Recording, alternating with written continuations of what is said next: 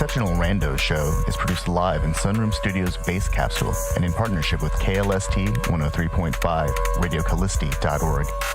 Remember to catch our Exceptional Randos live stream on YouTube every Sunday between 2 and 4 p.m. Eastern Standard Time. And if you have a story, idea, or question that you would like to share, we want to hear from you. Thanks for listening. Well, that was random. Exceptional Radio. Good afternoon. It is the 15th of November, and it's pretty windy outside, actually. It's pretty nasty for a mid-November day, especially considering we've been having these, I believe they call it an Indian summer, when it's like real nice out into the middle of November. But, it's enough about that. We've had an incredible uptick in the number of new cases. Just in the last couple days, we've had numbers that exceed 180,000. Yesterday was 157,000. And today it's only, 49,000 new cases already. It's just 2 o'clock Eastern Standard Time.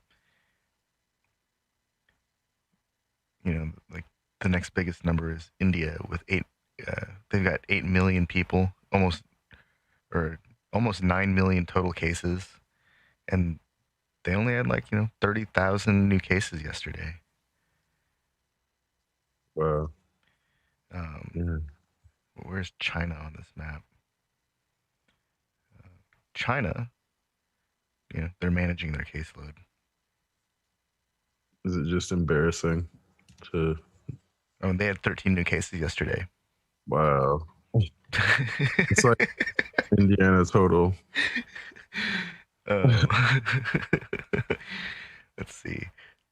Yesterday, the lowest new case reported was in Vermont with 46. Wow. Oh, sorry, that's today. Yesterday, the lowest new case was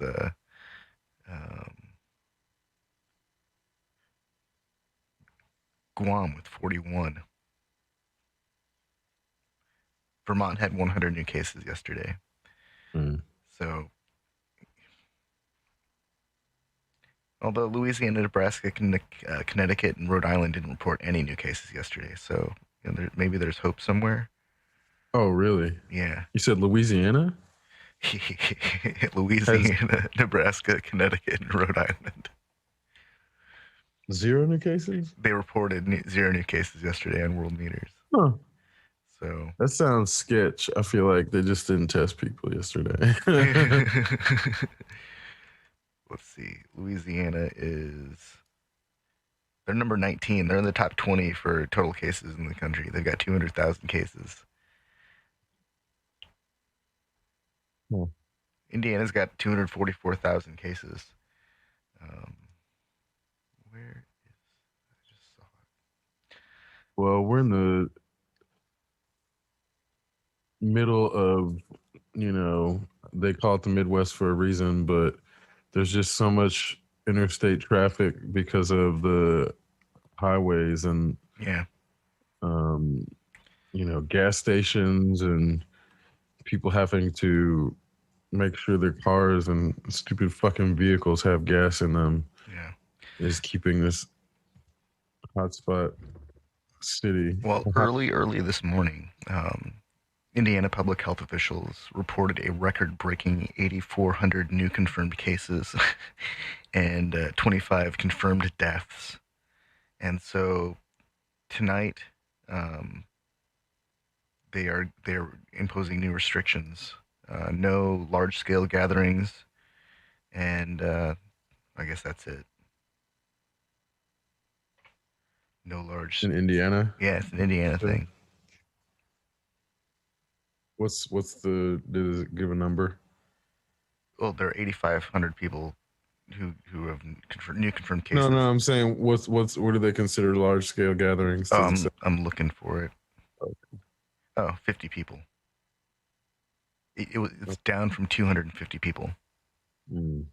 If a county turns red, then they're only allowed 25 people. Damn. So that's like that's like every sit-down restaurant's going to get hit by this. Definitely. I mean, That's like, between 3 and 5 tables. 6 tables, maybe 25 people. yeah, that shit should be done with anyway. Yeah, well, It's like, man, here we are. What is it now? Shit, 11 months since it actually began. Almost a year since it actually began. And mm-hmm. and like however many from March. What is that? 7 months, 8 months. We're 8 months into this whole process, and we're in 65 days or something. We're gonna start over again with a new administration. Apparently there's some concern that the current administration won't be handing over any of their documentation regarding the pandemic. I don't know why they'd want it anyway. I know, but it's just the kind of thing. It's like, do they even have any documentation? Right, exactly. Exactly. It's like, do you want somebody's notes who's class? I don't want somebody's failing notes. So, yeah, I mean, it's funny to me that, excuse me, sorry, the way that the current administration is treating information and aid as if the Republican Party is synonymous with the government. So if you get aid, it's coming from the Republican government in their minds. And that's kind of where it's the most un-American approach to shit, where I find it hilarious that they think this is somehow going to make them look better in the eyes of Americans. But further, the people on the left who are pushing this rhetoric that somehow that they could actually make this work in the same way as, like, it's not a coup. It's not even remotely close to a coup. That they're left, that there are pundits on the left suggesting this is even close to a coup is so irresponsible and is disgusting to me. In that the there are hundreds of Secret Service agents. The logistics of what a coup would actually look like in this country, it's so many people would have to go rogue, and in the process of them going rogue, they would have to not get fired from their jobs. Like, I don't know if people really think about Secret Service agents. They have to protect Republicans and Democrats regardless. Like, it's not their job to care who's the president. It's their job to protect the president. Or it's not even always the president's. It's a, they protect multiple kinds of officials. So in that, the idea that the Secret Service would somehow have agents that would go rogue and try to make Trump this, like, king type person, it's so absurd and irresponsible that anybody would ever even suggest that shit. There hasn't been any activity in the rest of the world because pandemic, and so these journalists are getting a little bored. The pundits are getting, they're like, we haven't had a coup in a while. We need a good coup. We don't. Things are happening. We don't know nothing about it. We might as well talk about a coup. Yeah, I don't know. So I think that there's a. This is actually kind of cool. I've noticed that in creative spaces, there's more literature coming out, and I see more really interesting illustrations, like comic book style illustrations, all over the internet. And I think that storytelling is actually getting a little better because people have to figure out how to overcome this glass, plastic, electron barrier that sits in between everyone now. Mm-hmm. And then, even music, it seems to be more, what's being released directly to the internet is actually kind of interesting because we're getting to see musicians and songwriters and performers do things in, their natural environment, all Wild Kingdom like, and it kind of humanizes people. And so now you see that, oh, this pop star who you don't know anything about except for whatever the media tells us. All of a sudden you realize, hey, they like to lounge around in sweatpants too. And it makes it feel like that there's less industrial machine involved in what they accomplish. I think that's kind of cool. Yeah, I think it kind of has been taken out in many ways. So and then the other side of this this coin, or the other edge of this sword, is that the people that thrive on drama or on the kind of tension that's created by the media itself, they don't actually have as much to talk about. They don't have as much to think about. The things they know are less important. many self-described extroverts are actually just sociopaths. Can't sociopath in public if you can't go out in public. Yep. And then you see him like lashing out over the internet, like, I just wish things were open. Why? Why do you care so much about being around other people? There's just this weird obsession where I don't understand. I mean, I'm definitely not an extrovert or somebody who needs to be constantly around other people. Whereas I get going to a rave for a big ass sound system, and occasionally there's going to be people that show up, because a lot of these times the parties would be super empty because nobody's trying to support their friends that are throwing these parties. So it's like you get a big ass sound system and an empty venue, and that shit's cool to me. I've played to one person before at a show because nobody else showed up. And it's like a big ass sound system. So I'm like, hey, cool. There's one person here. If there's no people here, I'll still play it on. I don't care. Yeah, like, I don't need people to enjoy a sound system. Not everyone owns a big ass sound system. Exactly. Who doesn't want to play on a big ass sound system? Yeah, I mean, yeah, man. There's one time where I had like a 2 a.m. slot at a bar, and the person that played before me played just the worst music, cleared out the dance floor. And when I went on, there was one person there, and I'm like, of course I'll play. I'm not gonna be a douchebag. I'm not playing for this one. So, in playing for one person, it was interesting to see the dynamics of what that person obviously didn't need a crowd there to enjoy themselves either, because they stayed the whole fucking set and danced the thing. I thank the dude for fucking listening, because it's like, he didn't have to stay either, just because he's there, no crowd. So I'm looking at this experience like, man, people who need a crowd to enjoy something they're deficient in some way. Because if you need other people's approval to enjoy something, that is like a weird headspace to be in. Or if they feed off of other people's energy, like some kind of weird energy vampire. Right. Well, when you said something about sociopaths, and it reminded me of this series of tweets that I saw, and it's by @Jody Doering on Twitter, and she said Jody Doering, JODIDOERING, and she says, I have a night off from the hospital. As I'm on my couch with my dog, I can't help but think of the COVID patients the last few days. The ones that stick out are the ones who still don't believe the virus is real. The ones who scream at you for a magic medicine that Joe Biden is going to ruin the USA, all while gasping for breath on 100% Vapotherm.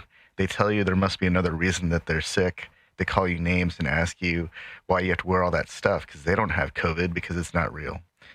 And she goes on to say that she can't stop thinking about it. These people really think this isn't going to happen to them, and then they stop yelling at you when they get intubated. It's like a fucking horror movie that never ends. There's no credits that roll. You just go back and do it all over again. Yeah, we have to live with those people. Like, those are the people that want to go out and then they refuse to accept that what they did had anything to any kind of contribution to their current physical state. Yep, no responsibility whatsoever. And then Nurse Jody here has to deal with them on the regular. And I mean, the rest of us too. It's not just the nurse. And the crazy part is like, we have a culture that I'm definitely not downplaying what the frontline workers are doing, but we all have to live with these people. The nurses have to take care of them and they have to change their diapers. Yeah. People go out and we have to fucking go to the grocery store and deal with this person fucking not social distancing, like breathing with their mouth open. Like, I don't, it's funny because we encounter like people who are in various stages, like stage 1 through 9, but the nurse here has experienced them all at stage 10 where they're like, I feel like that's still kind of, man, what a terrible situation. Oh, for sure. Holy I mean, shit. Where again, it's like, that's a specialized kind of resilience, though. Signed up for. That's why that's the thing. Nurse. Yeah. Like, that's what you do. You have to change shit. You have to fucking change bedpans. Blood. You got to deal with blood. Like, you can't then turn around and complain about it. That's one of those things I'm also like weirded out about. Is like, yeah, guess what? It's not easy. Yeah. It's not easy. This isn't something you get paid for. This is something you sign up for because you are an altruistic person. You just happen to get paid for it. And that's kind of where, again, people who aren't altruistic shouldn't become fucking nurses. Yeah, where's the all candy striped lives matter bullshit? I mean, I realize they know better, but for the most part, at least. But it's like, people shouldn't be expecting to get thanked for their jobs. Yeah. That's so stupid. Thanks for doing your job. You're a nurse. That's what you're supposed to fucking do. That's your job. That's your literal job description. Yeah, this is a hard time. Sorry. But what I'm saying is, I'm not trying to reduce the efforts. It's just the hero worship in this country has gotten so far out of control. It's like, we got to congratulate people for doing their fucking jobs anymore. Like, that's what you signed up for. You get paid for that. If this was volunteer work, if you weren't getting money, and obviously everybody's underpaid in this country, that's part of the problem. And nobody wants to fight the consistent underpayment. They just want you to then turn around and stroke their egos, knowing that they're underpaid, to make them feel better about not fighting the system. So it's this weird thing where I'm like, if you, whatever position a person was in, fought the system hard enough to make them pay you what you're worth, then you wouldn't feel the compulsive need to get thanked for your fucking actual job, the literal thing you signed up to do. There's no reason to compulsively thank these people except for the fact that they're being exploited. Same thing with the soldiers. Same thing with the police. Fuck yeah, the police are being exploited. The reason they probably lash out is because they need somebody to take out their aggression that they are being exploited for. It's the same thing with teachers. Teachers that turn around and don't teach well is because they're being exploited, and then they turn around and take it out on the students. It's this habitual passing of the problem in this country because people never actually want to just solve it. They'd rather abuse somebody than defund the military like we need to do. If we just defunded the military, everybody's problems would go away. That's it. That's literally it. You know, I'd like to you leverage that kind of organization and manpower and that kind of capital resource and put it all into redoing the infrastructure of this country, like roads and trains and new power generation facilities, and fix the fucking lakes, fix our water supply. They can, all that possible and more. Yeah, I mean, there's a reason they're called the Army Corps of Engineers, and they can run the show, and then everyone else who's in the military can be a part of this. If they can fly a helicopter, they can deliver whatever materials. If they can drive a truck, they can drive a truck. If they know how to load or unload things, well, you know what? That's part of what they do anyways. They just aren't out there building forts. And they could build better forts. They could call them cities. They could have the military could go in and build a real city, probably really well too.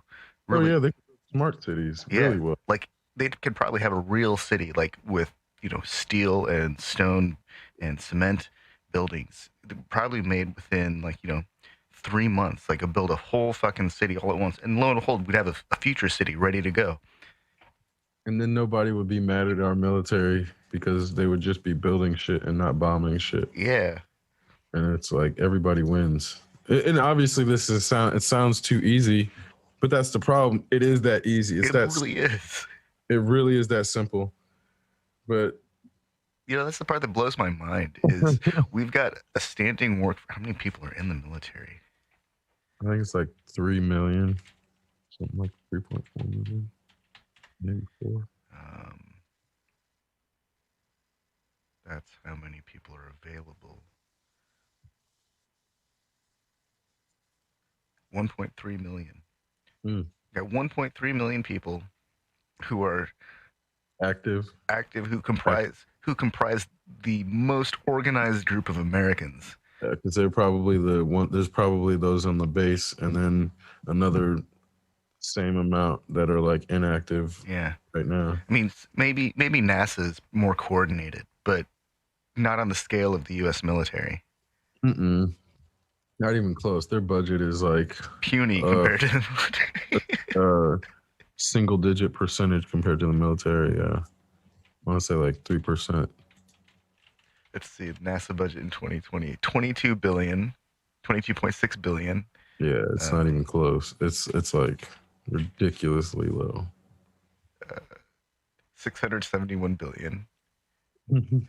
Wait, no, that's just part one, and also 665 billion. So 1.3 trillion, basically. 1.3 trillion. Yeah.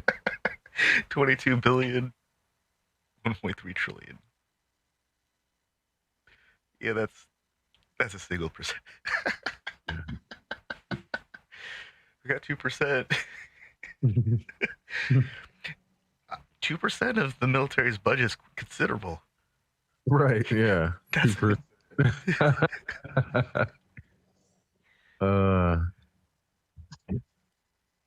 Yeah, it's pretty absurd, but I think it's one of those things that people just don't. Obviously, the numbers become incomprehensible. Yeah. So you don't. It's just impossible to fathom what that even really means. God, imagine how long roads would last if they were built to support tanks. Right. Yeah. We'd have 50, 60, 100-year roads. Support tanks in the winter. Yeah. Oh, that's another thing to me that's hilarious. So, okay, this isn't necessarily even changing subjects, but okay, the notion of these Republican Navy SEALs trying to actually stage a Civil War coup going into winter, I don't think a lot of them have actually heard of Waterloo. And they don't understand the implications of how Napoleon actually lost his empire. I asked a friend, do you know about Napoleon? He's like, yeah, the little guy. And I'm like, do you know about Waterloo? He's like, no. And I'm like, okay, you understand that when they were fighting the Prussians and trying to move north, it happened during the winter. I think they were going to Belgium or Denmark or wherever Waterloo is. The region got too cold for the soldiers, and a lot of them just basically gave up and deserted. So he's there with his army fucking deserting, and it's because it's too cold. Well, it sounds funny, except that's something that would happen to every single army. Any force that is trying to do something outside has to deal with the elements, whether it's the desert that gets up to 120 in the day and 2:40 at night, or the Midwest, or the East Coast, where it gets dark at 4:30 in the afternoon, and -5 wind chill. So these things are what the right wing would have to deal with if you're talking about an actual incursion into this. Like, I don't think the army cares. They're just told, hey, there's some people there's an armed uprising. They've got to go and take care of it. And then they send in National Guard right. That's the other side of it. And then the military goes and they've got their standing orders, and they don't want to risk their military career over something that may or may not, that they don't know anything about. They have to follow their orders. Yep. And so they get sent in to deal with some armed uprising, and there's a list of different ones. Q, Cuck's Clan.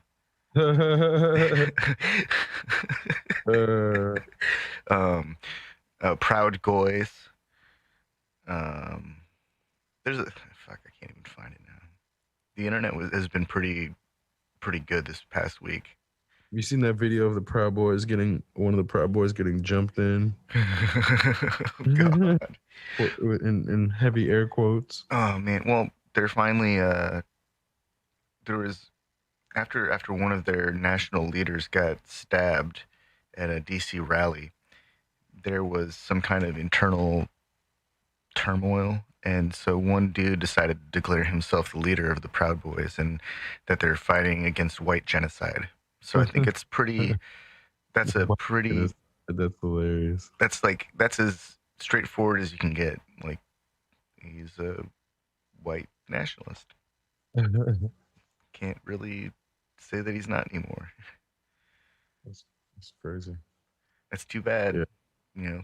It stands in the face of a few months of rhetoric from that group of people who are like, we're not these things. Then lo and behold, their leader comes forward out of the shadows and says that they are.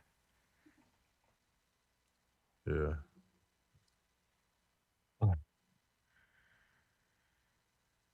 Yeah, vanilla ISIS.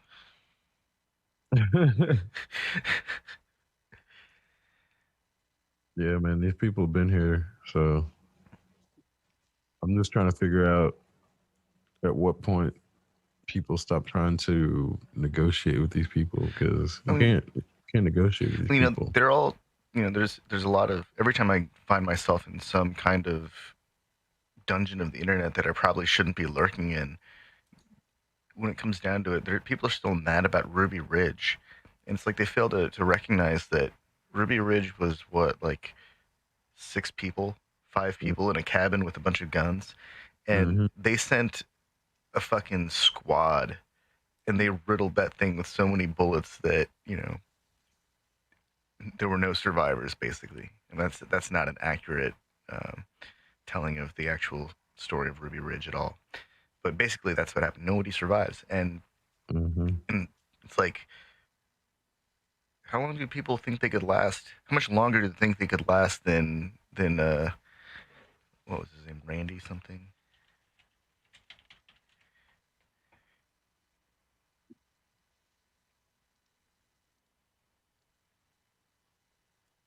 Man, I'm looking this stupid shit up.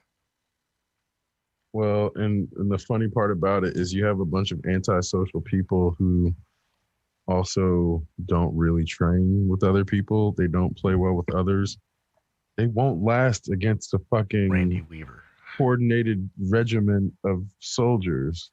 That's not going to work. These little John Wayne wannabe fucking lone wolves. You're like, yeah, bro, you're not Rambo. You're not Rambo. Like legit, Randy Weaver was a former U.S. Army Green Beret. Like, he was literally one of the baddest dudes that walked around. Ate up. And he and his friend couldn't keep off the ATF. They had a Ruby Ridge task force. The FBI was involved.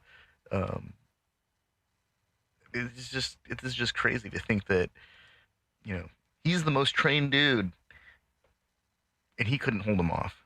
Everyone died.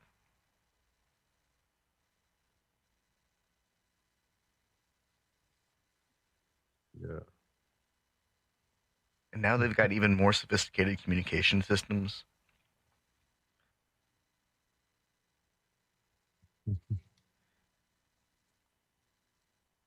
Yeah, it's a joke, man. As if like the U.S. military that has weapons that they can hit you with from fucking the stratosphere is gonna send in ground troops just to do a head-to-head gun battle. You know, I think it actually happens much more smoothly because everyone's carrying around a listening device, a pocket listening device. They know where everyone's going to be, and they know what your habits are. They know like when you're most likely to go do things. They know if you're leaving a certain area, then you've just gone to. If you went to Kroger, you were just shopping, so you got a truckload or a carload of crap from the store. You know, they're gonna fabricate some reason to pull somebody over, and they'll get them when they're not ready. Mhm. You know, it's There's like all these attempted coups that, or whatever you want to even call them, where they're like trying to take over the governor of Michigan. Or there's been a few of them now where the FBI just goes in and arrests these people, whether because they're too open about their plans on the internet, and they don't realize that, like, yeah, you type some shit in, it's gonna go straight to the FBI. Look, if our current generation of professional coup instigators are getting caught trying to enter Venezuela, then our the weekend warriors don't stand a chance. Oh my god, yeah. I mean, would people who are actively participating in that kind of economy, like nonstop after they exit the military, get caught? Oh, I don't have any hope. There's no reason to have any hope for John Doe and his buddies in Michigan being able to pull it off in a meaningful way. Nope. Jesus Christ, no way. Well, and the fact that there's this level of delusion in this country that I think it obviously comes from movies and people who've never been told that they're anything but special. That think that, yeah, you can be fucking 350-pound, 5'8" man, and you're gonna take on a Navy SEAL just because you got a gun and you got that power. So, I'm 5'8", and I weigh like 160 pounds. And I was just trying to imagine, where would I pack an additional? Wait, you said 350? Where am I going to pack an additional 190 pounds? They do it. They do it. Oh man. Oh god. I can say with absolute certainty that if I had to carry around an additional 190 pounds, I'm not going to be engaging in fisticuffs with some actual Navy SEAL.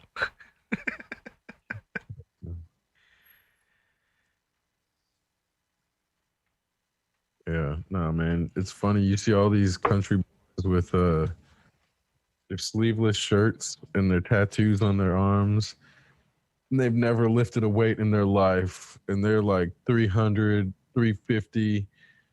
And like, they think that they're big because they're fat. It's this. They're carrying around a bunch of weight. Right. And they can move people around. They know how to, a lot of them know how to move the weight around. That's mass. Right.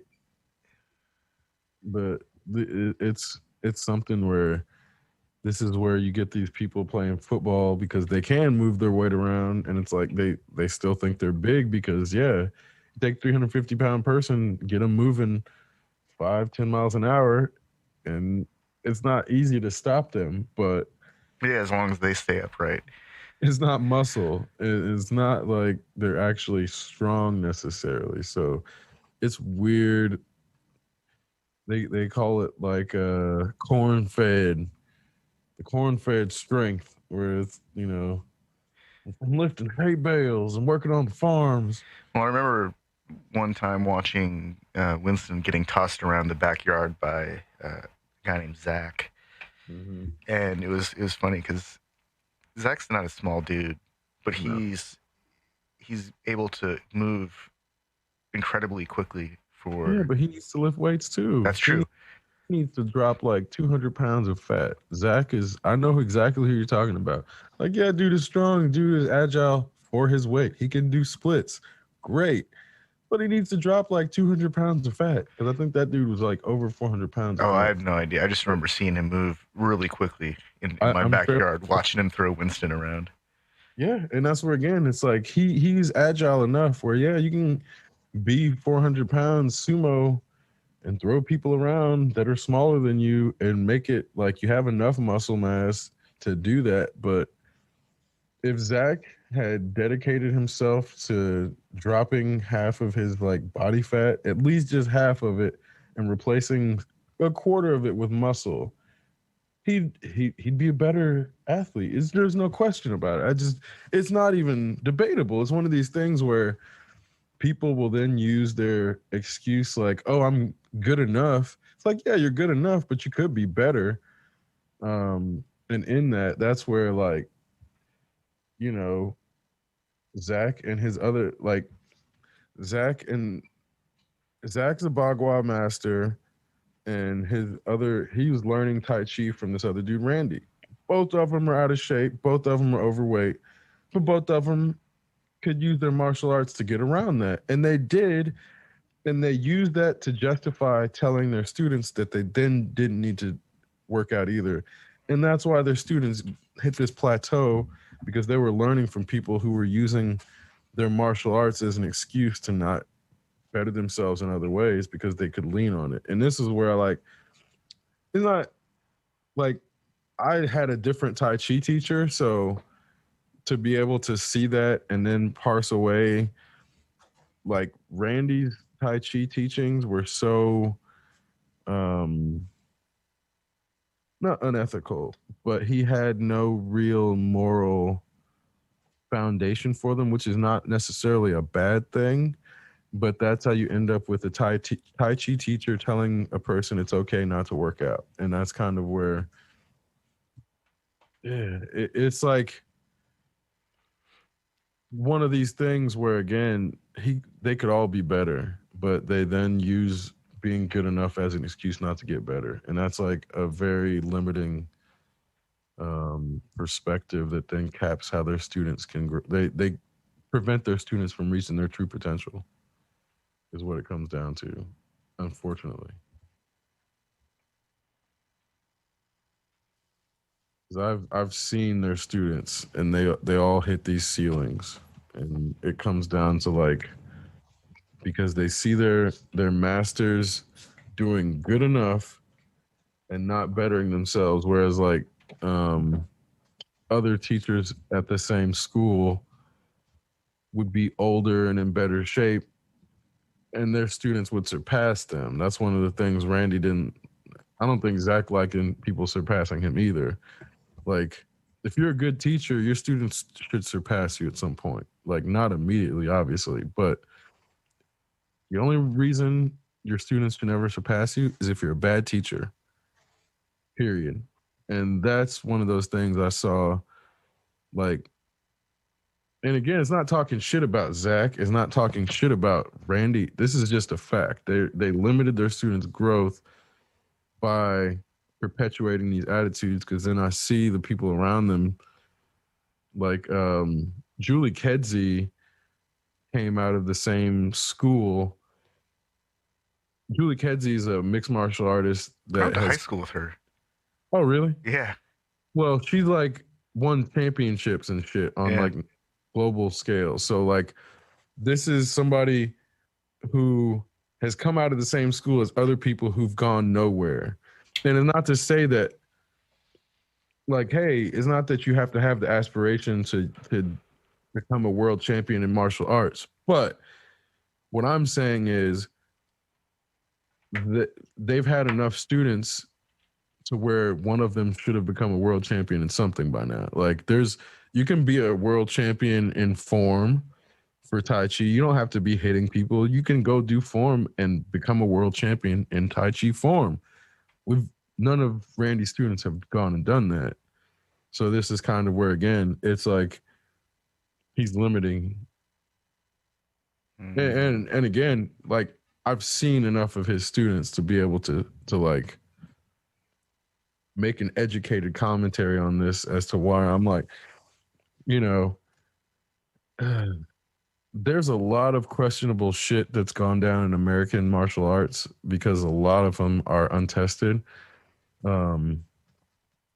Whereas like What's the I'm a champion, she's tested Monroe County martial arts on a world scale. yeah. But it's not all of the martial arts out of that school. Yeah. You know what I mean? So You just reminded me of Master Ken and his video on no touch takedowns. yeah, like those dudes exist. Those people exist out there. Okay, I saw that video of his where he's like, you know, making fun of all that shit, and so I went down the rabbit hole on YouTube. Next thing I know, I was watching these videos of these guys like, it was like they put their hand on this dude's shoulder and then he just kind of walks around them, and then at some point they fall over. It's really fucking surreal. Like, how does that even work? It doesn't. No, I realize that part. I mean, it's like it's theater. See, one of the students comes in and sees another student doing it previously, and they just keep doing it, and that's how it works. It's like, because then have you seen that? Have you seen that video where the dude's trying to say he can use his chi to block energy, and somebody comes and fucking just level him? Or no, I think they level the chick where like somebody got hit. There's like multiple parts to that video. There's the one where the lady is like, I'm gonna put up a chi shield, and the guy just like barrels into her like he's trying to, you know, Red Rover and break the line. And then another part of it, the guy, these two dudes are on their knees, and he's like, I'm putting up my chi shield, and then the dude just slaps him in the face. Yeah, that's right. Like this, man. Nobody can put up chi shields. Nobody creates big aura driven chi shields that people can. Nobody can carry around a personal shield generator that's like you would find on the ships of Star Trek. Right. That then comes back to that. It's like some racist mysticism of Asian culture, and that's kind of where again it gets into this point where there's a lot of sketchy shit concerning how the West treats martial arts, especially even romanticizing Bruce Lee and shit like that. It's like, you know, the people that don't understand his legacy romanticize him in all the wrong ways that end up just being racist and falling into that same Chinese magic trope. And it's like this weird, like, oh, you learn kung fu, you can kick 10 people's asses because it's Chinese magic, basically. And it's this weird. That's not how Taoist alchemy works. Yeah.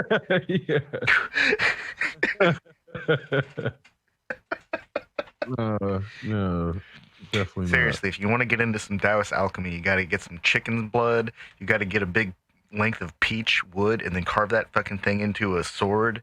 You need a bunch of rice paper. You need to learn how to do fucking Chinese calligraphy. Accidentally make some gunpowder. Yeah, I mean, that's just a byproduct of making the stuff that you actually need. You end up with gunpowder. Yeah. It's like the byproduct of 12 different processes that you need to create your incantation wheel or some shit. Well, and this is the same America that doesn't understand that like Chinese people basically invented guns effectively. You know what I mean? So it's like, this is the shit. The Americans, they love to identify themselves with guns. They didn't even invent that shit, man. God damn it, America.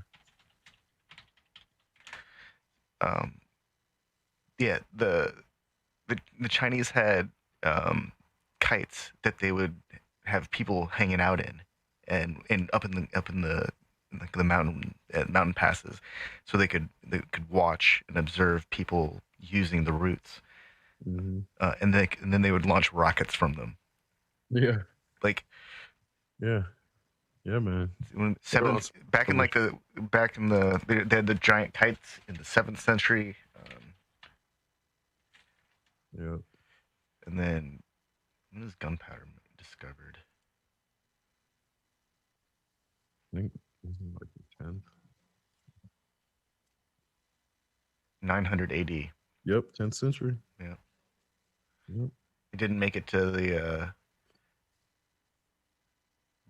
Europe until the 13th century. Yep, exactly. And then by then, I think it wasn't in China proper, but I think the first guns started emerging around 1300 or 1400 in like Anatolia. Um, well, because then that's where again it's like the Mongols and shit in that area. There's like this weird like half of Turkey is Asia. Um, so this is weird period where Asia is like still in like the golden age of Islam and where Asia is inventing. Ooh, the Li Hua Qiang, the pear flowered spear, is a early form of fire lance. Fire lance goes back to the 10th century. Yeah. Fire. It's like a cannon on the end of a stick, small cannon. Yeah, they were doing fire bombs and shit for like 300 years before. When I say cannon, I mean like a ball the size of a fist. So they're like, that's pretty dope. Also, having like a rocket spear is pretty dope too. Chinese weapons were so more advanced for so long Like, than the Western weapons. It's because this is the thing that they just don't teach in the West either. It's so crazy. so not only getting sliced up by this sword on the end of a stick, but there's also a firework attached to it that's spraying hot metal, vaporizing hot metal, and then cauterizing your wound afterwards. So if you survive, you got a really nasty scar. Oh wow, what a terrible weapon! Fire lance.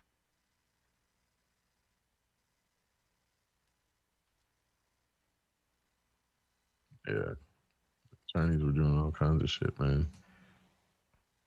Dude, they had a landmine back in the 13th century.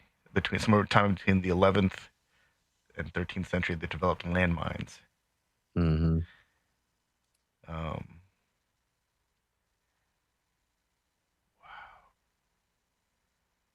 They had a fire cart, multiple rocket launcher cart back in the 15th century. Mm-hmm. No wonder their fire departments have fire suppressing rocket launcher trucks. I'm forever impressed by Chinese fire departments using fire suppressing rockets launched from the back of trucks to put fires out in rooms or small floors of tall buildings. Well, it's really crazy to see the stories that express the struggle between traditional Chinese life and the Western life or the Western perspective of modernity. In that, when you realize how advanced Chinese life was a long time ago, it's weird that the West then sort of became synonymous with modernity just because they changed, like the industrial revolution basically it became super exploitative with steam, but it's not like the Chinese didn't have steam or some shit. It's like the only thing that the industrial revolution did in America technically was exploit the hell out of shit that the Chinese were already doing. Like, and that's kind of where American expressions of modernity are surrounded, and it's not just Americans, Western, um, are surrounding the ruthless exploitation of resources as being the highest ideal, which now we know destroys the planet, as to why we need sustainable um, growth, but we haven't then gone back and checked those periods as being incorrectly um, realigning hierarchies. Like we never should have replaced the Chinese perspective on modernity with the Western perspective. That's why we started like that's why the planet is like on the path to destruction even worse because China started adopting it. Like if China had never adopted the Western perspective at all in the way that they did, like if they examined it but didn't adopt it, we'd be on a completely different planetary path. But they preserved enough of Chinese tradition where that's where you get the wandering earths come out because that's 100% not you can't get that narrative in the West. No, that story is The earth completely would have foreign. failed. It would have flopped as like a motherfucker here. Some of the I think in that story, some of the Americans end up shooting themselves. Right. Yeah. Oh my God. Yeah, the Americans are such failures in that. Because it's true. Like the lack of altruism and the focus on the individuals is how you end up destroying the fucking planet and end up like at the end of the earth killing yourself because you don't know how to work with people. And that's America in a nutshell. Come on, guys! All we got to do is get the fuel cells to the various locations of Earth engines and synchronize our ignition timing, and we just light them all up, and then we should have enough go juice to get out of the way of fucking Jupiter. It's not that big. It's not that big of a problem. I don't see what the problem is. Why can't we all work together on this? Cooperate? No way. America. Nope. We got to solve this on our own or no. And that's the way it is. And then some like teenage Chinese girl has to plead with us all to like save the planet. Like somehow in that story, the world listens to a teenage Chinese girl, but they won't listen to Greta Thunberg. Oh, Greta, that's a whole different. I mean, that's so weird to me, man. Like, I'm extremely weirded out by the treatment of Greta Thunberg in the American context because she gets like more platform than a lot of actual climate academics. Like, yeah, that's kind of weird, isn't it? It's super weird that American people on the left will quicker listen to Greta Thunberg than an actual climate expert. Like, even people on the left. And that's where I'm like, there's just something weird is afoot. I'm like half expecting at some point footage of, you know, Greta Thunberg taking off her, like a wig and peeling off some prosthetics and revealing that it's like a small Dutch man. It's like Putin. Yeah, it's Putin. Putin's really only like 4'8", but proportional, so he's like child size. And don't get me wrong, I agree with her message. Like, it's not even. This is not critiquing her message. But when you have, like, now I guess she's probably 17, a 17-year-old non-American that can't vote in our country being put at the forefront of our political discourse on global affairs, it's just weird. It's weird to me. That's super weird. It's just as weird as the people who care about the royal family. Like, those people are weird to me. You know, she kind of looks like a Bond villain. Yeah. I mean, yeah, like that's why I was joking about Putin. It's like, yeah, man, like I would not be surprised if we found out she's actually like a 24-year-old posing as a 16-year-old. Or some shit. So, like, I don't know, man. It's one of you don't have to. I think I just came up with a Bond story. You know, she like goes to somehow appears in front of the UN and demands that they stop what they're doing. Otherwise, like, you know, ecological catastrophe, and then everyone laughs her off the stage, but then she goes and like gets onto her moonraker system, and now she's gonna laser the moon. I mean, I don't know, man. Again, where Like, how does Bond beat up a little kid? oh yeah, there's no way. Yeah, That's part of why this whole thing is like not implausible that somebody like you don't have to be truthful is the point. You can lie. You don't there's nothing that says you can't pretend to be a fucking 16-year-old like Dutch kid and become an activist here. There's nothing that prevents that. As long as you're not using that to like trick people into giving you money for something that because then it could be a criminal charge. But that's where I'm like, man, this country just does not punish lying enough unless there's money involved. And that's where again certain people have to lose a lot of money for them to want to, and just like a very short list too. Yeah. And it's like one of these things you could lie to 300 million people and not have any problems, but until like as soon as one of those people give you money because of a lie, then it's a crime. But that's kind of where again it's like even then because you can get around it if you tell the right lie, like just the way the fucking president is doing with like using election fraud as a complete bullshit lie to just get money from his followers while he's out playing golf.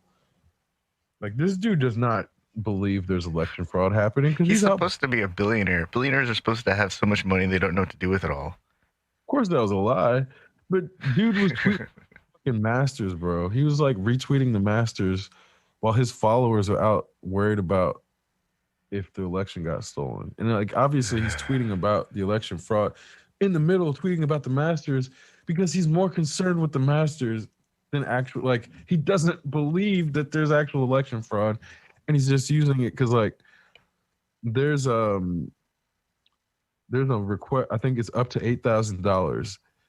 They have sent out a request for his followers to donate to the legal fund to fight the election fraud, but it's all just going to him, up to $8,000. It's all there's not actually going to election fraud, so he's basically scamming his own supporters in a way that they're not even. I don't even know if they're aware. I'm not sure if they're actually aware. I think they really believe that this is glorious. Like it's hilarious. I think it's fucking hilarious, man. Like he's scamming his own followers, and then the left is like, he's trying to take up. No, he's scamming his own followers. Because then he's like fighting with Fox News. Again, I've been watching his feed, man. He's like telling all of his followers to go over to Newsmax, which is like this fledgling news organization that's been trying to get off the ground for like 6 years. But they, like, if you go to their website, it's absolute dog shit. And you can tell they don't have like any sort of following. But I knew something was up last night when I saw a video circulating of turnip supporters marching around yelling "Fox sucks." Yes, dude, that's what I'm trying to tell you. This is like he's trying. He probably owned stock in Newsmax because it was like failing, and he's probably trying to use this as a last ditch effort to make money to pay back the fucking Russians that lended him that $400 million or whatever he's in you'd think for. That he would try to leverage an existing platform like not Fox, but what's that other one that he likes to own? Oh, I mean, I think he is talking about like, or it's ONN, it's like ONN or something. Yeah, there's a couple that he is, but that's what I'm saying. He probably bought stock in them to then get his followers to go over so he can sell off the stock to make money. Because he's like, if you go look at his tweets, he's shitting on Fox News every other fucking tweet, it seems like. News, go to Newsmax. There's not these fake news I like bet Fox News. he's well, I remember reading that at some point not too long ago they ran out of their budget for everything, kind of collapsed because they were overspending on doing the rallies, Yeah. and which means that now he doesn't have the budget for the A level uh, like attorneys or even the B level accountants. He's down to anybody who will take the job who isn't really concerned with any potential blowback from being involved with on that level with this guy. Well, he's already lost some of the lawsuits. Yeah, his What it fucking attorneys don't want to risk their licenses. dude, the judges ruled quickly. So his thing, his MO was going into litigation to tie up the system to keep shit perpetual. That's what he's done for decades. That's not how shit works on these specific issues. Like if you file a lawsuit, they're gonna see it immediately and fucking dismiss it if there's nothing there. Yep. So all these things that he's trying to tie up the system to be like, oh, I'm still president because the lawsuits are still in the system. They're like going in and dismissing them immediately, which is not what he's used to. So even in that front, he's like, it doesn't matter if he can pay the lawyers because the judges are going in and dismissing the suits because they're frivolous. Apparently, at one point, they tried to claim that a number of votes in Georgia were not legitimate, and they specified a group that came in late. And it turns out that those were all vote by mail from members of the United States Armed Services. Yep. Like who live in another country, right, or stationed in another country, but have an address in Georgia. And so here's like, 1,000, 3,000, however many people that he was trying to rob of their votes. And these are service members. Yep. That was when they were doing the stop the count, the most at risk votes were the military absentee ballots at that point, which were mostly gone for Trump historically. So he was like robbing his. That's why the whole thing was fucking hilarious, man. It's like all these people who were shown as if they were intelligent doing the dumbest possible. The mental gymnastics were quite incredible. Yeah, I think the most reasonable explanation is the DNC is so good at rigging elections at this point that they can make it so that Trump loses, but they haven't been able to get rid of Mitch McConnell. Right. Or Nancy Pelosi. Or any of them. They can't even get the Senate to make sense. Yeah. They can't get the House of Representatives to make sense. But they're so damn good that they got the fucking primary. So I think he accidentally acknowledged the win today by saying, quote, he won because the election was rigged. So he's accidentally acknowledging Biden won in that. Yeah, but he's not going to concede the election. No, and he's saying he doesn't concede anything. Yeah. Well, they've been planning for this for the last several months. Every so often I see some article about how there's some kind of what amounts to a war game where they run scenarios, and one of those scenarios is what happens if Turnip doesn't, vacate on time and tries to pull some bullshit, and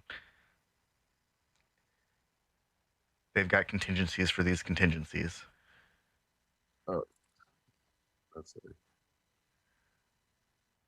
Again, that anybody on the left as pundits ever even remotely suggested that is possible. It's not possible on any fucking planet, man. On any fucking planet. They should. Well, there's so many people on the left who have already should have lost their jobs, but like Nate Silver, especially, like I don't think he necessarily considers himself on the left, but he should have lost his job in 2016. Should have lost it again this year. Well, there are a lot of people now who should probably lose their jobs because now they've held positions in offices where everything they say is documented. Mm-hmm. And If they can't produce those documents, then just like an audit, they should get fully investigated by whatever department of interest.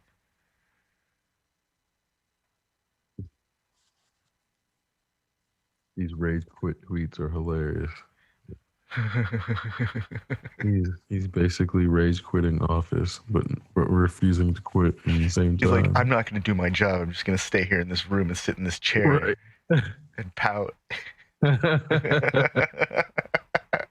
Basically, just using this as a cover for not doing anything for the last couple months. I'm gonna pretend that I'm fighting to stay in office, and he's just like, "Oh, I'm gonna tweet a couple angry tweets, and then go to the golf course, and then come back and tweet a couple more angry tweets, have some McDonald's."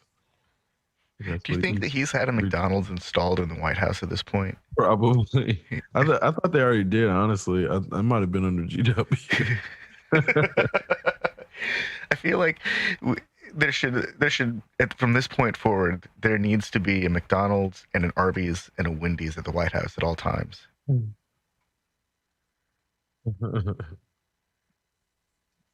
That's not too much to ask. That's like penance for all this shit. People can go to the White House and for a tour and stop at the cafeteria and have some Wendy's or some McDonald's. Man. Is that the future of our country? Like, government facilities are going to have corporate entities in their spaces. That was what Mike Judge predicted. Yeah, I know. So far, so much of that has come true that it's kind of scary. Man.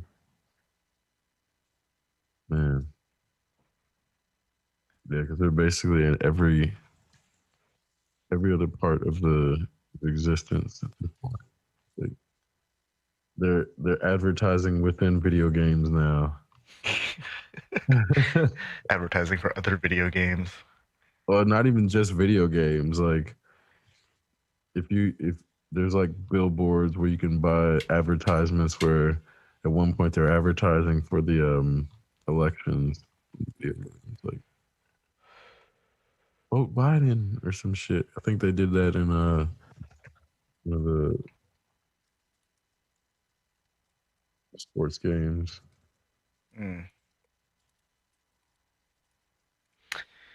Yeah, the games that I've been playing have all been kind of set way off in the future, it seems. So athletics don't really come into it. Oh, Obama did it, actually. Obama did it, sorry.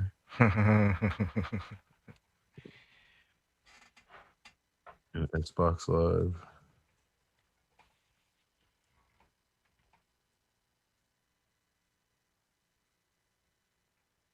Oh, yeah.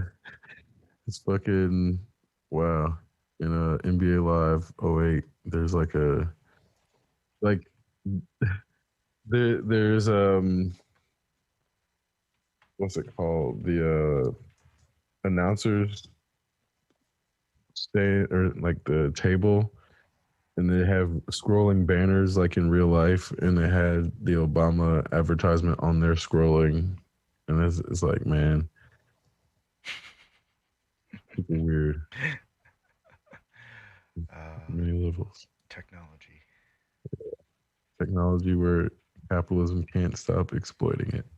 How can we make money here? So Apple has released their ARM architecture, or they've made the announcements for their ARM architecture PCs, and they're showing benchmark results where their new M1 processor is outperforming last generation's i9 and outperforming some Xeon processors, and I think that's actually kind of incredible. Mm-hmm. And their main body of software, like Logic for making music, and all of their software that can be that's given approval to run from iPad apps are going to be able to run natively. So they've already got like thousands of titles of software that people are already familiar with, and then the software developer has to has to opt out to prevent their iPad app from running on like a MacBook or an iMac. Hmm? I'm not sure what that means. I don't. It just means that the software developers are going to have another app like that they're going to be able to make money from automatically unless they Oh, opt out. got it. Okay. And so it's like, why would they opt out? But apparently, a few companies have opted out because they want to have more. They want to have more control over it, I guess. Well, and that's more people that they'd have to provide support to. Yeah. Especially if it runs as a computer application that can be sideloaded, there would be no need to do it through the App Store. I don't know the apps. That whole like package repository type thing is actually really cool. I like the idea of having like a one stop, like this is all the applications that will run on this platform type interface. But there are times when I just would rather go to the vendor or the software developer themselves and get the software from them. Mm-hmm. Yeah, I try to do that as much as possible, just to cut out the middleman taking money off for no reason. Where it's like Yeah. sometimes there's no option, but Yeah. What I always wonder about is when I see some piece of software emerge that I've been using for the last 2-3 years, like as an open source uh, application. I see it running as like the central nervous system of some online platform, and it's like, what really? They're charging people for this now? Oh, they're charging for support. So, I'm right now. I'm thinking about OBS because you can just download it and go to their forums and talk to other people who are using it, how to learn how to use it. But you can also pay one of the various RMTP companies to do it for you, and then help you set it all up. yeah, it's great when there is open source software that has a lot of support, but it's like not not the standard. Yeah, It'd be great if it was, but that's kind of where people use the exceptions as the rule when they're trying to justify why not to pay developers to build software and shit. And it's really frustrating. Because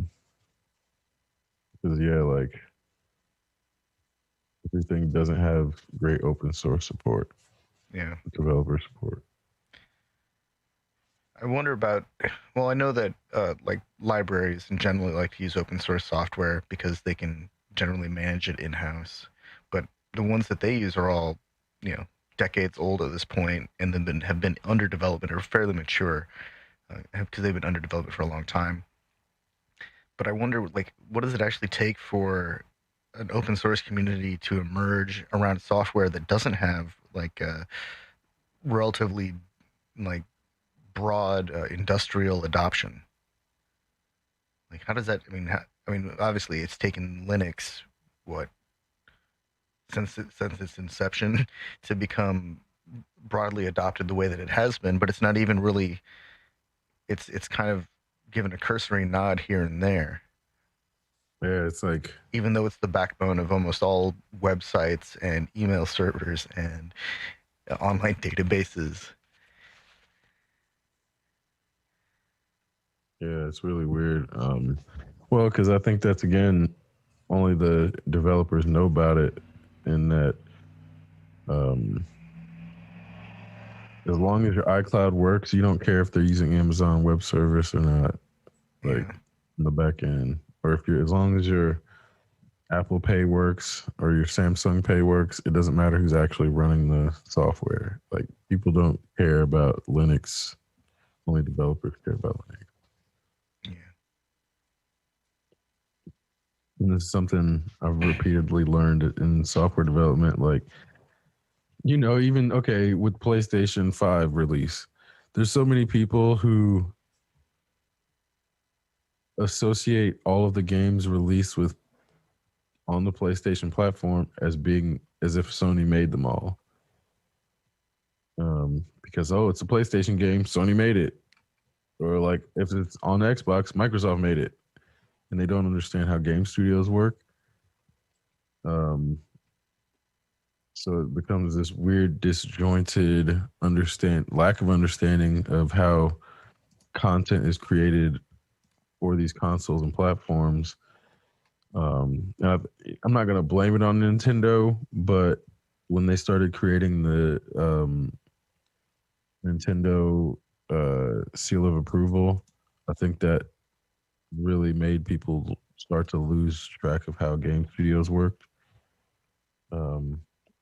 It's like yeah, Nintendo's not making every game on their system. Like, well, I mean, I'm sure that you've noticed that there are a lot of games that are advertised as available to play before they have been completely and thoroughly developed.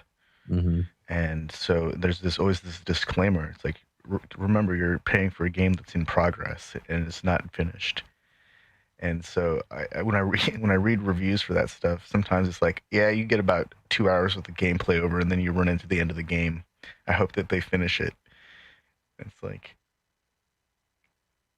I mean, I've walked into games that are a decade or more old and have all this backlog of missions or activities to engage in. But for a company that's just starting out, man, that's got to be rough. Mm-hmm. Have one title that only has like 3 solid stages of action, and then sorry, you got to wait. I mean, but that's depends on where you're at in development, because that's like if you're building your beta to seek funding to build the full game, that's why a lot of them didn't release it on Steam to be like, hey, look at this, we built 3 levels, give us $1 million, we'll build 10. No, that's a good point. I've played quite a few of those that are pretty fun. I'm not sure like if they'll still be really fun in a year after I've forgotten about it and rediscover it, because I see this, hey, this thing's ready for update. Oh, I wonder what this is. Oh yeah, I remember this. Yeah, man. I'm always wondering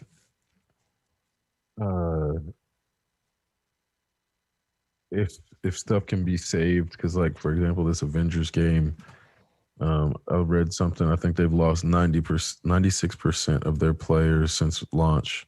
Oh wow. For various reasons. Like, they're supposed to have released DLC last month, and then that it never happened, and there's no clear sign of when they're going to release that. But the issue was, they're saying they're trying to do DLC where you don't have to pay for it. So if you buy the game, any DLC that they would release, you wouldn't have to pay for it because you bought the game. Well, it kind of set themselves up for failure, because they were expecting to sell more games, but because they didn't have a perfect game and the DLC ready on time, like nobody else is buying. So they kind of hit this like wall of lack of funding and lack of new sales, because the development got stuck behind a paywall, basically, that they said that they weren't going to put up. They try to cash in on some loot crates. They said they weren't going to do that to make it more fair, but also not exploit people. But in the process, you can tell some of the execs came in at the end, were like, we still need to make money off of this. How do you do it? And it completely fucked up the mechanics of leveling and how you end up acquiring like items and shit. So it's weird, man. You can always see executives' hands who have no interest in anything but money when it comes in and touches something, because then it's like something is off. And then you see months into development where they get stuck and shit like that, where it's like, man, executives fuck everything up because they don't care about the actual product. They just care about the bottom line.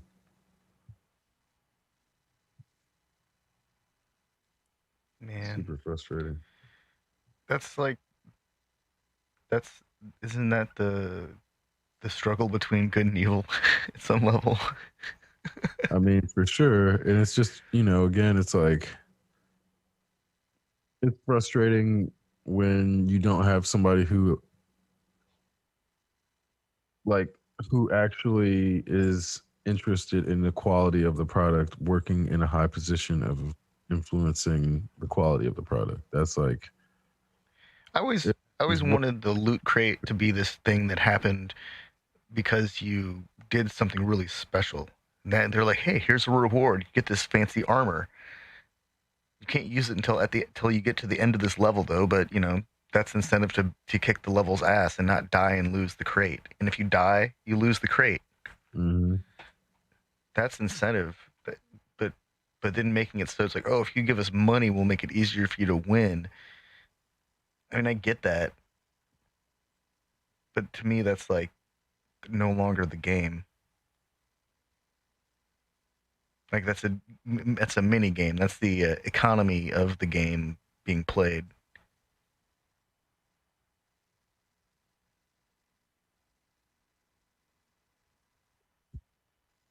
Can it really be said that somebody's playing it on the hardest levels if they buy the most advanced weapon that the game has to offer that they can't actually get on their own unless they give the company money? Yeah, that shit is really frustrating, I mean, man. is it really playing it on ultra difficult if you have the hand of God weapon? And I do get frustrated at games that don't build in rewarding progression and make it feel worth anything.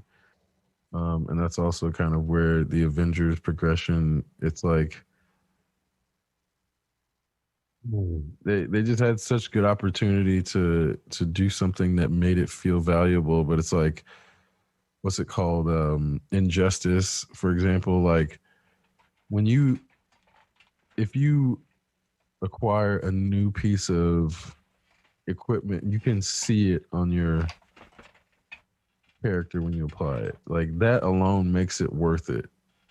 You can't see it on Avengers. Like, it's little shit like that where I get Disney probably restricted them from doing it or something. I don't know, but they never really gave a good reason why they couldn't do it. And if they would have just given a reason, I feel like people would have either um, been more forgiving, or they would have realized they don't actually have a good reason and done it. So it's like, but instead they're just not even addressing it. Um, and it's shit like that where I enjoy. I got my money's worth out of it, but because the developers are not addressing issues that they could solve, it's probably going to stall out and like the game's going to die. Whereas if they could have just addressed the proper issue, it could go on for years and years, like World of Warcraft. But even down to the marketing, because it's basically a Miss Marvel game, which there's nothing wrong with that. But you can't tell me it's an Avengers game where every like all of the Avengers only really get one individual mission for themselves, and all of the real missions are for Miss Marvel. Like, they shot themselves in the foot by not really just calling it a Miss Marvel game. Like, if they would have done that, they probably would have sold even more, honestly, and people wouldn't have been as dissatisfied about it. And that's kind of where you get this mismarketing, misapplication of the like desired demographic. When you say Miss Marvel game, I just kind of kind of had this image of a bunch of dudes who are just pissed off about having to admit that their character is a chick. Mm-hmm. When I run around in like Star Trek Online, I look at the characters like, Gorn, and I don't think about what the person on the other side of the glass looks like because that's fucked up. Who the fuck cares?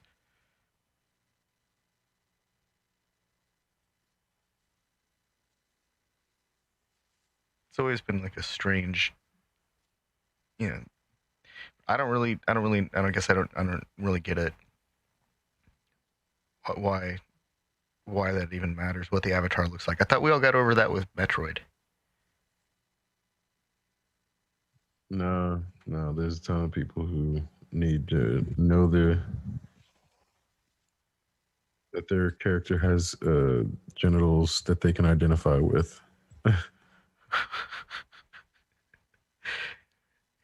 Well, and apparently it's been revealed that Assassin's Creed was meant to have mostly female protagonists, but once again, misogyny in the executive boardroom had that all changed. Man, Like it was heroes whose genitals they can identify with. yeah. He-Man. he had to take like dinosaur steroids to get built like that.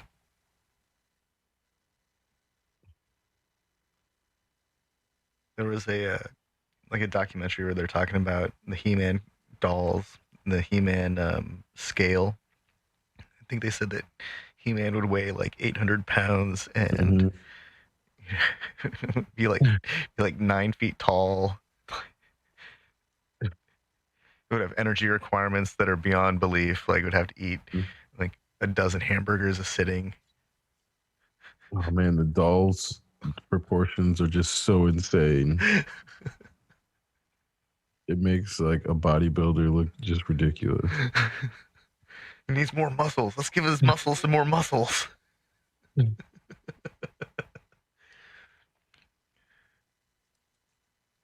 no, I remember, when you're a kid, that's like, oh, I want to be like He-Man, but then you look at it now, and you're like, what the fuck? What the fuck were they thinking? This thing would fall over. It's so top heavy. There's no way those tiny little feet would be able to support that. Imagine the kind of damage they would do to the ground just by walking around. Some 800-pound dude, all muscles, tiny feet. Oh man. They try to walk up a flight of stairs and it would be all broken, busted up by the time they got to the first flight. If we could even hold them.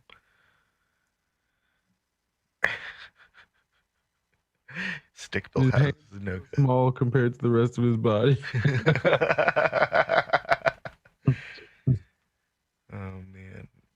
Yeah, proportionally, like the face of a lot of those characters, well, the human-looking characters within He-Man, they had such tiny faces compared to the rest of their bodies. Yeah, no, man, kids are not good at proportions and realizing what's not a good proportion apparently, because he did not look that crazy when we were kids, but now they look so dumb. Yeah. Whenever I see old commercials, like from the early 80s, when toy characters were still somewhat human looking, they looked really, I guess even by now standards, they're just undesirable. There's something about it that's like, man, these dolls are kind of creeping me out. It's like they were the dolls that were used in all those 80s thrillers that never quite became a horror story. It was just someone who had some kind of mental illness where they were afraid of the doll in the corner of the room. Well, it's really crazy how much there was a period of what was trying to be realistic but was still hyper realistic in a really non aesthetically pleasing way. It didn't hold up over time, so Yeah. Well, isn't that the problem that the science fiction movies and dramas are always they're tempted to go too far into the realm of what's possible in terms of science fiction, and if they do go too far, then they become dated, like extra dated. Whereas some science fiction stories, no matter how old they are, at this point, they still feel like they're happening way off in the future. Like Star Trek is definitely in the future. even though it has stories that were made, in the '60s. And then Star Wars. Well, we all know that it happened a long, long time ago in a galaxy far, far away. So it happened even longer into or deeper into the past than what most people probably realize. Space makes a lot of this storytelling really complicated. Mm-hmm. But like those are stories that they kind of hold up. I think Star Wars holds up because now they're embracing that it's kind of a Western. Um,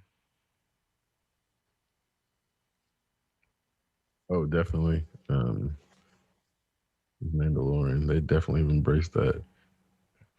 so you've seen the episode with where they have to get to where they have to survive on the ice planet yet? Yeah, yeah. So that whole egg eating thing, that was the funniest part of that episode.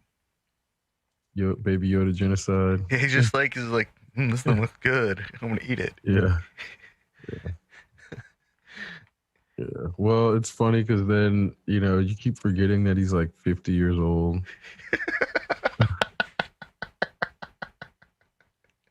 Just because they make him such a infantilized version of their species. He's already wicked powerful with the Force, yet he's Baby Yoda, the child. Yeah. But I think, like I said, I think he's still technically older than the Mandalorian himself. Yeah. They apparently the writers of that story got a lot of flack on Twitter because they were calling it some kind of genocide. I mean, it kind of was. That's the point. Yeah, no. I think space, especially the Star Wars universe, that's like actually a very brutal place. Yeah, I mean, it's like, just because it's a baby eating the eggs doesn't make it any less genocidal. Like, no, I'm not disagreeing. I'm just thinking to myself that Star Wars is definitely like somebody will shoot you with a blaster before they even bother to figure out what's going on. Well, and I think part of what that was meant to also do is like the Mandalorian's not a parent. He's a bad, like, he's not a guard. He's not a good guardian. He's a bounty hunter. He's a bounty hunter. He forgets the thing needs to eat and keeps leaving it in situations where it can eat the last of a species. So there's a layer to it that, like, yeah, he put the baby in a situation where he accidentally commits genocide or almost commits genocide completely. And he's like, no, stop that. Yeah. So it's like, yeah, it doesn't matter if it's cute genocide; it's still genocide. Like, I wonder what happens in like, if they run this thing for a solid 5 or 7 seasons. I think it's 5 is the minimum to syndicate. But if they run it for like 5 seasons, does the child turn out to be a bounty hunter with force powers? I think the child probably ends up getting killed. Oh no. Okay. Well, that's one prediction. Do that or goes into hiding to train other Jedi, because like the path. Well, okay, so I don't know if they're gonna tie it into the video game, but in the Jedi Fallen Order, there's like people that were basically escaped Order 66 because they weren't there. They weren't at the Jedi Palace or the Jedi Temple, and they weren't on any radar for Vader to go. Well, I guess Anakin to go hunt down. So that's kind of where. Yeah, the galaxy's a big fucking place. Right. Well, in the Fallen Order, they have Vader hunting down the people that like survive Order 66, and that's kind of where they're showing like they're setting up the canon to justify having more Jedi besides the ones that we know of. Because then what's her name? Ahsoka. Oh yeah, like the end of Clone Wars.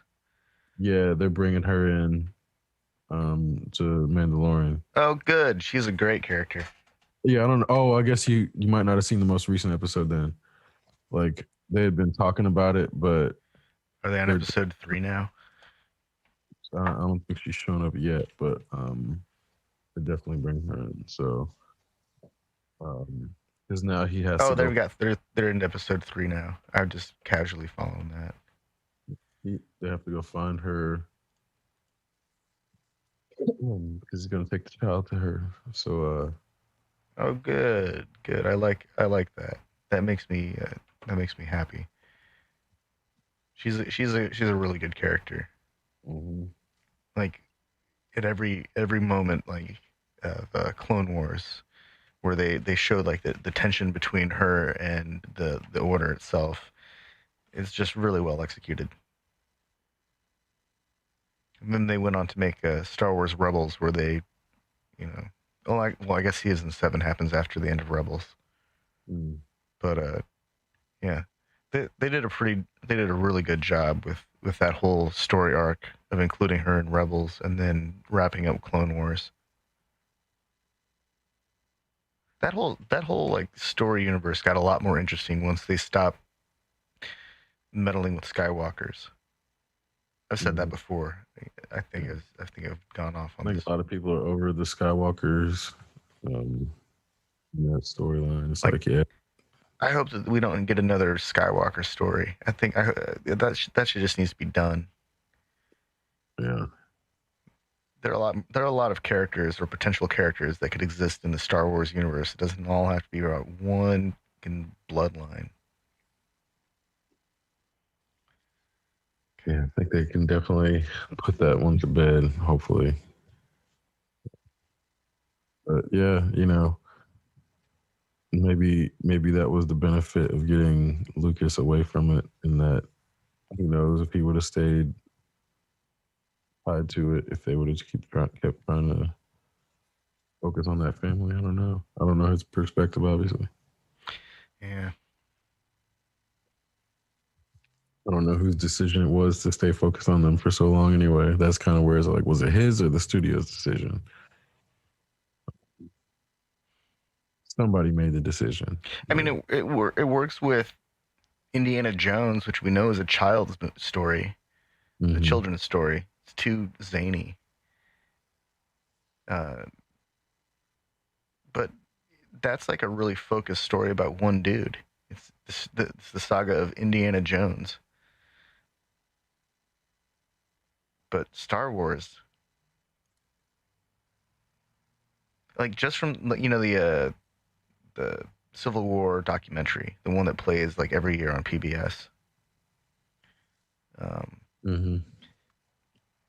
that that documentary has so many little moments where they read a letter from somebody on the front line sent back to their girl or whatever, Mhm. and or their wife or their kids or just their parents at the farm. And these are all individual stories, so we know there's a lot of story potential. If there's a galactic civil war, the remnants or the everything's chilling out after the galactic civil war and the end of the empire or the beginning of the new empire, whatever empire they're on now.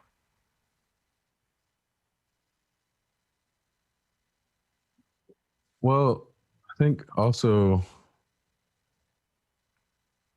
the way they jump around in time, like I think now this is taking place like 50 years before, what is it?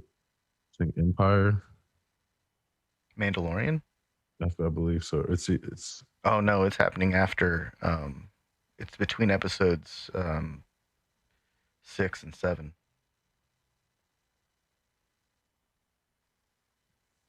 oh, okay, yeah. That's right. Yeah. And that's where again it's like, oh, it must be 50 years before fucking Episode episode 7, 8. 8. Yeah. I think it's before 8 then. I feel like at some point last year around this time, because that's when Mandalorian would have been on. Um, I remember trying to figure out the actual Star Wars story timeline to see where everything went, and now I'm kind of I wish I'd kept that document. I know I could find it again. It's one of those things that always kind of blows my mind after a while. There are so many movies in this whole story universe that it's actually kind of there's enough there to that the timeline doesn't actually make sense because of the way that some things overlap. Well, and then also it's helpful to get a visual representation of where everything is in that universe, because I'd only seen one a visual map recently to show the distances between shit as to why like Dagobah system would be, important to know why it's there, Yeah. or where it's at. Like, Well, I don't think people realize how many years have to go by between episode 2 and 3. mhm. There's actually a long period of time that has to go, we have to let that all go by because the Clone Wars happened between episodes 2 and 3. And then like Solo has to happen some period of time during that period of time as well.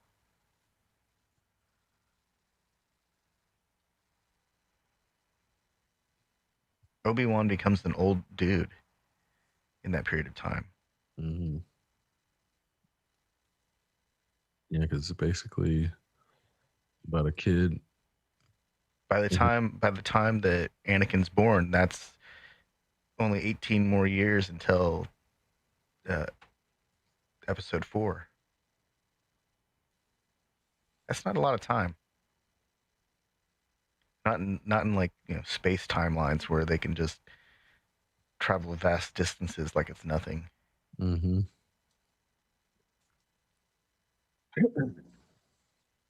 Yeah, they overuse that MacGuffin.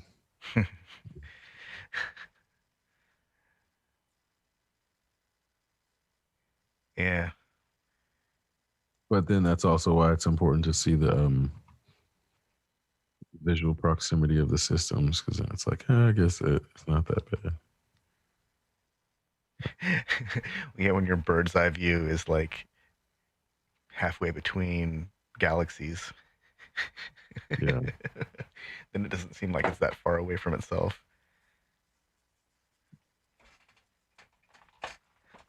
But I think they were wise enough not to put it relative to Milky Way. So it's like still in its own contained universe. Yeah. I wonder how much of that galaxy is actually being utilized within the story of Star Wars. Oh, within the canon? Yeah. I think a very small percentage, actually. And that's kind of why they're setting it up to show like how big the actual universe is. So then they'll be able to justify um, having other Jedi hidden in Yeah. other galaxies, probably. That only makes sense. Yeah. There's definitely a limit to how far communications can occur. Mm-hmm. And there's a limit to the Empire's reach, and knowledge of that. Yeah, if the Emperor was able to hide his giant star destroyer shipyard for for like another 30 years, there's bound to be a lot more than Yeah. than what we're aware of, we're allowed to be aware of. Yeah. Because here's the map. It's like basically one nebula, looks like. Yeah.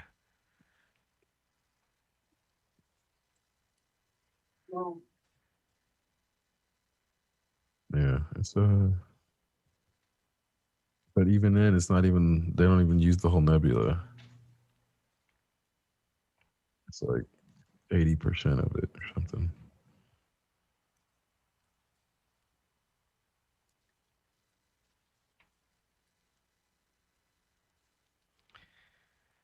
Yeah.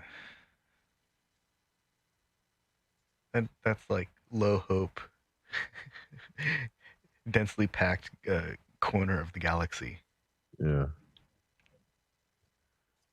Yeah, basically. Yeah. I mean, but obviously it kind of makes sense, but then that gives them the capacity to have like hidden shit still in that same galaxy. Yeah. The certain parts of it are still relatively unexplored. I kind of like how Star Trek is able to we'll just discover a wormhole to a brand new galaxy if we need to add some new content. Yeah. We'll make our spaceship travel faster than it can possibly travel. It'll break our own rules. That way we can add new layer of content. space. Huh? They'll add a whole new layer of space. Yep. And put life forms in it. We'll add underspace and fluidic space and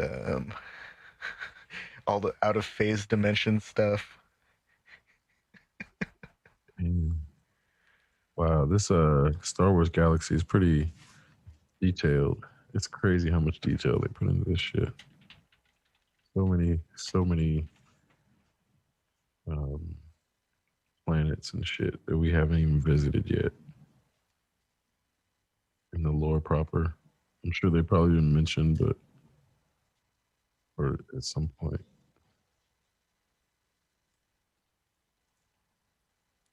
Because then you see shit like, I've never even heard of this place. Is this really the same map? But yeah, it's like, yeah, and you see Coruscant. Yeah, Tatooine. Yeah. when I play Prometheus has a really good visualization of a solar system, planetary system.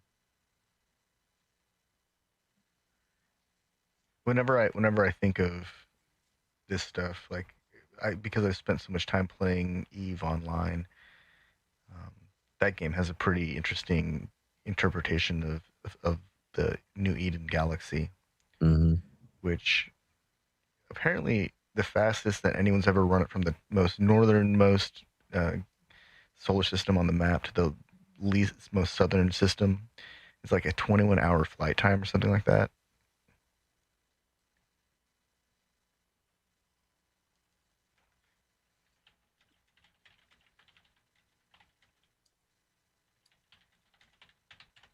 What's the distance?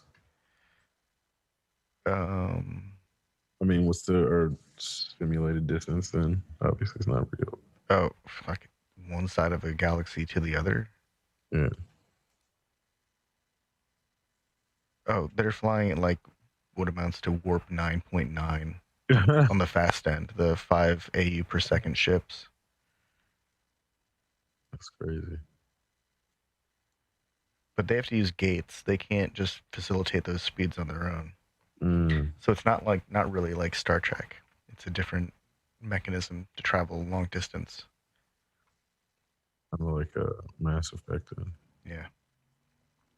Gate travel. Jump points. Yeah.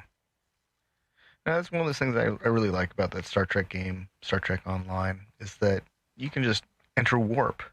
You can leave a sector or leave a system and go travel at warp speed pretty much whenever you want. That's kind of nice. One of the things I don't really like about the game is that I feel like my character is basically a cudgel, and the ship gets called into all this crap. You know, go and blow these things up. It's like, man, my character is just a killer, space assassin. This isn't nearly as Federation-like as I'd imagined it would be. Yeah. All the planetary ground missions basically go in and kill a bunch of people. There are a few puzzles, but they're not really puzzles.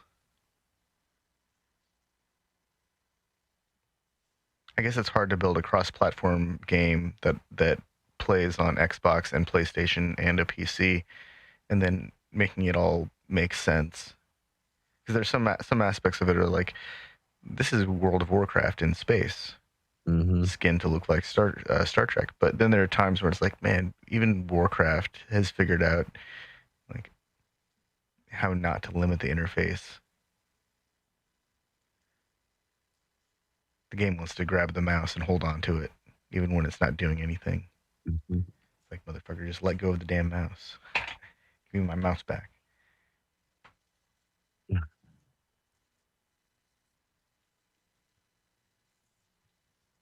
I guess that's the tiny gripe. Those are my only real gripes about the game. Well, but they've also kept up development with that one, if I'm not mistaken. Right? Oh yeah, it's been under constant development since it was bought and sold and found its permanent home at Arc or Cryptic or whatever. Cryptic. I think Cryptic is the developer. But they added Discovery into the story arc. Oh wow. The grand story arc, and it has some bunch of time travel stuff. And a lot of the Voyager content drives a significant portion of the game, which I thought was kind of cool. So you can get up to level 65 as a fleet admiral in 2 to 3 weeks time of regular gameplay. So it's not super difficult. There's a lot to it though. Oh, also speaking of Voyager, I don't know if you realize they finally placed the Janeway statuette here. Oh, I did. I've seen quite a few pictures of people standing next to the Janeway statue. Yeah, we got it. Officially in Voyager canon now. We're in the Voyager timeline in real life. You know, I'm cool with our society creating heroes from fiction and cementing them into the collective consciousness. I'm fine with that. I like comic books. Really putting a Rocky statue there. I know. I feel like Detroit needs a RoboCop statue. That'd be hilarious. Are you sure they don't have one already? I mean, like a fully sanctioned by the state RoboCop statue, like full recognized, not just there in someone's yard, but like a recognized. You can come and look at this statue of RoboCop. Finished this year, bro. Yeah. They started the campaign in 2011 and it just finished in 2020. Oh man, that's awesome. Detroit, it went up in January of this year. That's hilarious. The RoboCop statue. That's pretty amazing. Wow. Holy shit. 2020, not all bad, huh? We got a RoboCop statue. Yep. Michigan Science Center. That's so cool. It was going to be at Wayne State University originally, but they changed it to Michigan Science Center.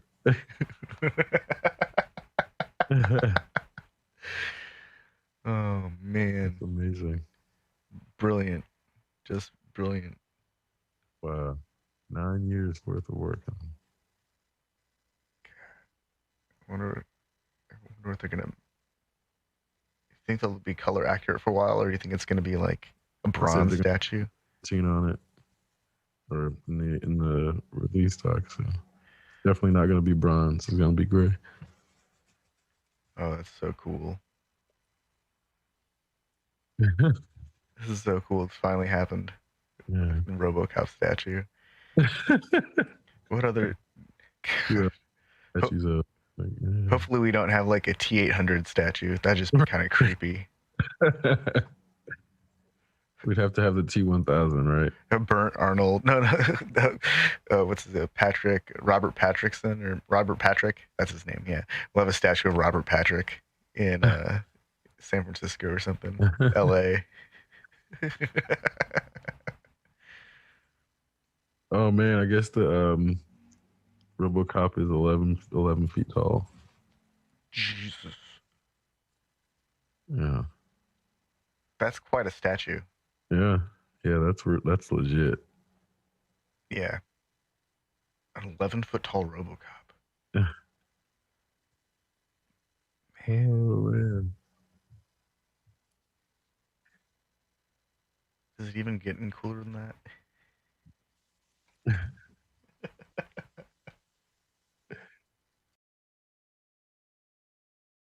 Like, I don't know if there's any other news that you can go out better on than that. Like, yeah, I think that's it. There's a RoboCop statue out there, y'all. That exists. 2020 isn't completely horrible. Right. You got Janeway and RoboCop.